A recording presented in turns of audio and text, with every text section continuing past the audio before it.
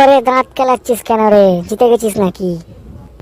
তো চেন্নাই টসে হেরে বল করার সিদ্ধান্ত নিয়েছে এবং রাসেলের একটি বড় ছক্কা। আহা! দেখুন জাদেজা এখানে কি বোঝাতে চাইছেন। বড় বড় না, মানে বড় বড় ছয় মারছে রাসেল। আরে ঋতুরাজ কি বোঝাতে চাইছেন এখানে? বলছে থুতু দিয়ে মারতে থাকো, বাউন্সার। এবার চেন্নাইয়ের ব্যাটিং এর পালা, ঋতুরাজ স্ট্রাইকে। এই হলো শুরু ঋতুরাজের টুকটুক।